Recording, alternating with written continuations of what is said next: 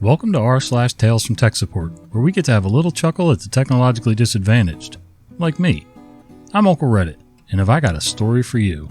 Welcome back to the channel. It's going to do something a little bit different today. We're going to do a morning recording before I go to the shop. The light's not so bad coming in this window as it is in the afternoons, and Uncle Reddit doesn't have to stay up all night editing. Yeah. Let's read some stories. The printer I regret fixing. I'm a printer and copier tech, currently taking care of a couple large hospitals. I went to a surgery department to fix a printer that the user described as printing colors weird and now jammed. I arrive, power it off, unplug it. I fix a pretty standard problem that causes jamming, paper backstop was out of place, and power it back up. Now to the issue of the colors. Once powered up, the held up print jobs started churning out. As one does, I pick them up and start to study them for color issues. These are pictures that have printed, but I can't figure out what they're pictures of, so I don't know what the colors are supposed to look like. I ask the nurse, "What is this?" She says, "Aw, sugar, that's a butthole."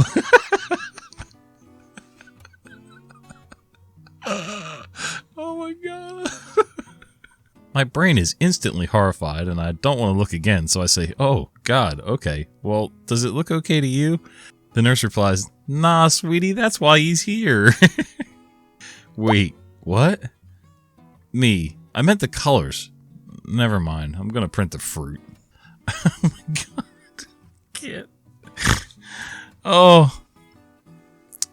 I had to re-record some of that like 4 and 5 times, so.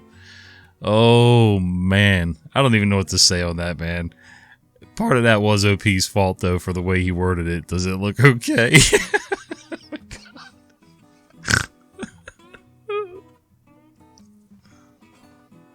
I emailed you the other way. I work as the only IT person in a company with multiple 3 to 5 employee office locations spread around the state. This story happened about 15 years ago, but it still makes me laugh. All of our operating software is web-based and hosted by third parties. There's almost nothing any of the employees in these offices can do if the internet is down. Most of the employees are hourly, so with no internet, they're basically just sitting there on the clock doing nothing.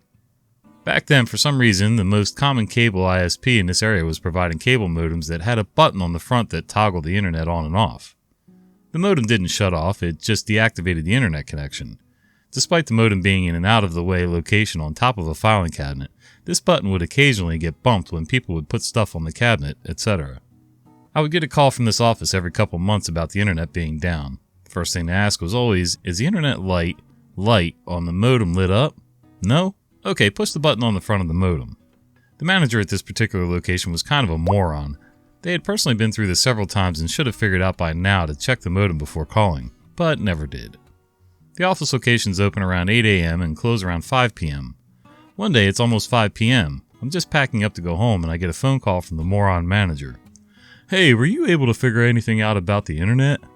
I respond, "I have no idea what you're talking about. Is something wrong with your internet?" Moron manager replies, "Yeah, it was down this morning when we came in and it's been out all day. I thought you would have had it fixed by now." I said, "I didn't have any voicemail or phone call from you today. How was I supposed to know that your internet was out?" Moron manager replies, "Oh, I emailed you." I pause for a second before replying. "How would I get an email from you when your internet was out?" Moron manager pauses for just a moment and says, "Oh, I emailed you the other way."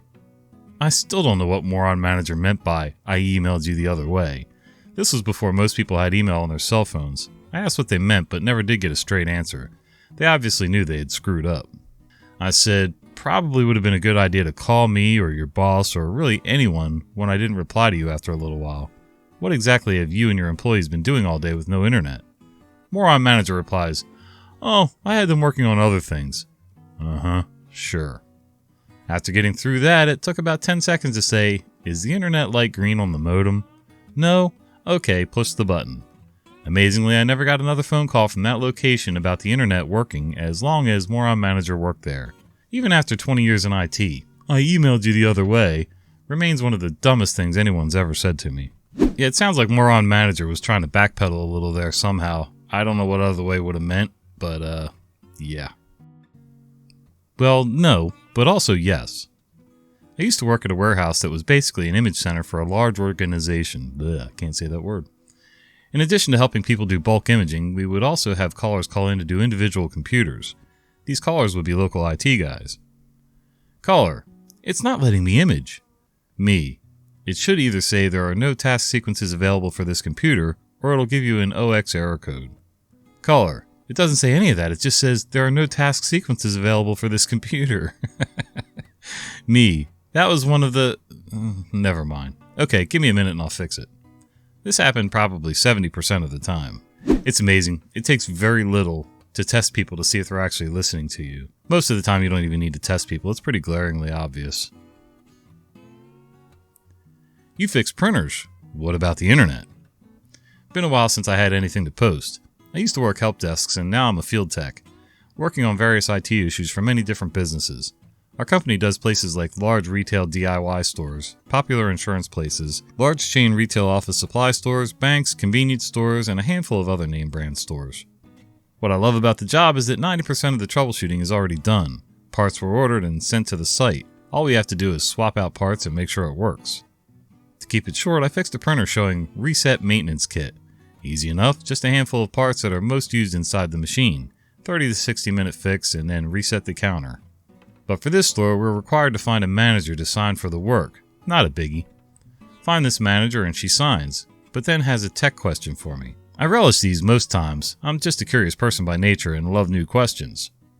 Okay, so the printer's fixed, thank you for that, but another question before you leave. In the back area, the Wi-Fi... No, wait, the internet is kind of slow back there. So customers trying to use special promotions or military ID can't get discounts, and it's causing them to get angry and leave. Is there any way you can, making unknown hand signals at me, bump up the signal?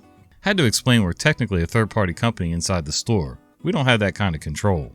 I received a log-on to a part of their stores for a printer management page long ago that has never worked, regardless of whatever browser I used, and we aren't allowed to use store computers at all. Told her she'd need to reach out to her internal IT guys, as they have a team specifically for those kind of issues. She tells me, "Oh, okay, I thought I'd ask. I'm also just asking any tech I see in the store about it." Okay, but those other field techs will be like me and not have access to anything network related. But you do you. I honestly can't blame the manager for asking the questions. I mean, maybe they've been having a hard time forever and, they're getting an internal runaround. So they're asking people just to kind of glean any information they can to find out if they're just being jerked around or if it's an actual legit issue. Of course, not being able to have any access, you can't really answer any questions, so yeah, I get it. That day I went to unlock my own account. I work in IT as a software engineer and perform some basic computer troubleshooting around the company. I am tech support. The other day I found myself locked out of our VPN portal, so I request support from a company contracted by mine, dedicated to network and related issues. My account worked just fine everywhere else. The VPN portal seemed to be malfunctioning. One of the things I check while on the phone with the support agent is whether my account is locked out. If it is, then the VPN portal isn't going to let me in. That day I had encountered plenty of coworkers whose accounts had been locked. And wouldn't you know it, mine was too. So I tell the support agent, "Oh, let me log into the VPN and unlock my account. Because I am tech support internally, I have the privilege." It took me a minute. I had the VPN dialog open, was in the process of entering my credentials, and boom. Yup, I wanted to unlock my account by logging into the system from which I was locked out. Suffice to say, the support agent was amused. Unfortunately, we never got the VPN portal fixed. Whoops! Every once in a while, the needle skips on the record. I get it. Been there. Done that. The devil is in the details. I'm an IT consultant and often do support functions in different companies. This one is from the beginning of last year, an issue that kept recurring over a period of around 2 months. The company I was with at the time was remodeling their offices, and during that time a part of the staff would be working from home, and a part would be working from another office in the same building that the company rented temporarily. Since this office was much smaller, not all work posts could be moved, and the excess screens, docking stations, keyboards, etc. all went into boxes and were kept in a room in the new office designated as IT storage. In the second week, one of the girls working there comes to me with an issue. After her ZBook laptop installed a Windows update that morning, random characters would appear on screen when typing. I went with her, and indeed, a random group of characters were entered in a loop like, I'm not even going to try to read that, QSDE, QSDE, QSDE, over and over. Immediately, checked the keyboard. Nothing resting on it, nothing on the keyboard of the laptop. Reboot fixed it for half an hour, then it was IOP, IOP, IOP, IOP. At that point, I thought it was probably a bad keyboard, as those letters were on opposite sides. Got another from storage, plugged in the cable, and it would be fine for the day. It was fine for the day, but not the next day. When this same girl came to work in the office, she again had this issue. At this point, I was beginning to lean to her initial idea that a Windows update did screw something up. So I looked at the updates that were installed on the date she first had the issue and deleted all of them.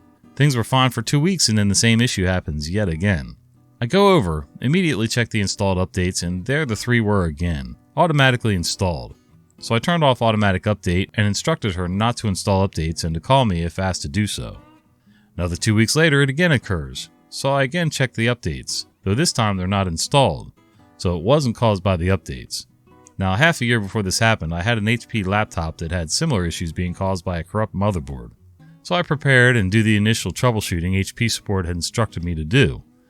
Make sure the latest BIOS is installed, see if all HP drivers, etc. are up to date. After that was done, I gave back the laptop and instructed her to call me the minute the issue comes up again. So we'll send it to HP. So another week later, it comes up again. I call HP Business Support, explain the issue, go over the troubleshooting I already did, and they agree that it looks like a mainboard issue and agree to send a technician to replace it. The technician comes the next day, replaces the mainboard, and all seems fine and dandy. Until 3 weeks later. You guessed it, the issue's back. At this point, me and my IT support colleagues are at the end of our rope, and we were going over all what we tried, when I noticed something. This girl is using the wired keyboard connected to the docking station, but she wasn't using the wired mouse. She was using a wireless mouse, so we asked about it. She said that was the same mouse she always used on her work post before the move. She took it home and the dongle for it was in her laptop, not the docking station. And I knew this type of dongle. It was for a wireless desktop mouse and keyboard. A keyboard that was currently stored in a box with others stacked on top of it. After facepalming so hard it left an imprint, and 15 minutes of searching and testing later, we found the keyboard paired to the dongle and finally solved her problem. Oh man, could you imagine the headaches and the chasing your tail for weeks on end, months on end? Yeah, I can't even imagine doing that, man. That would make me absolutely crazy. I'd probably find a way to just get rid of the laptop and start fresh with everything. But again, you wouldn't think to get rid of the docking station and all the peripherals and stuff, so yeah. Well, I hope you guys enjoyed these stories, and if you did, do me a favor. Would you consider clicking that like button, maybe subscribe to the channel, and click that little bell icon so you don't miss the fat guy with the beard and the cat, when he shows up, telling you stories. See ya.